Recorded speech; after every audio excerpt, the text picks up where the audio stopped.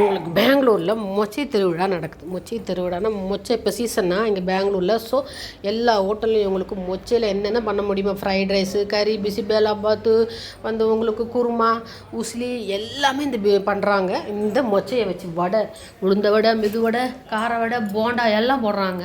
அதே மாதிரி அதுலேயே ஹைட்ராபாத் பிரியாணி இருக்குது, அதுலேயே தோசை இருக்குது, அதுக்கப்புறம் அதுலேயே ஃப்ரைட் ரைஸ் இருக்குது. நான் பேசாமல் சேஃப்டியாக நம்ம தோசையில் இறங்கிக்கலாம். ஒரு உங்களுக்கு மொச்சை தோசை ஆர்டர் பண்ணியிருந்தோம். அது ஹிட்டிகா கடாவா ஏதோ பேர் சொல்கிறாங்க, அந்த கர்நாடகா டிஷ்ஷு. ஸோ இங்கே பாருங்கள், தோசை நல்லா ஊற்றாப்பு மாதிரி ஊற்றி அது நல்ல 4 ஸ்லைஸாக கட் பண்ணி கொண்டு வந்திருக்காங்க பாருங்கள்.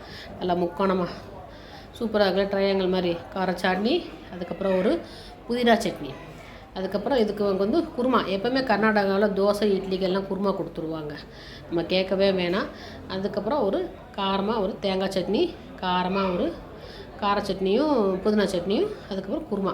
அது நம்ம அப்படியே பிச்சை மேலே பொடி வேறு போட்டு வச்சுருந்தாங்க. சூப்பராக இருந்துச்சு. பிச்சை உள்ளே பார்த்திங்களா, உங்களுக்கு அந்த மொச்சையை காட்டணும் தான் உள்ளே பார்த்திங்களா. மொச்சையை போட்டு அப்படியே தோசை விட்டாச்சு. ஒரு ஆனியன் ஊத்தாப்பம் மாதிரி தான், சூப்பராக இருந்துச்சு.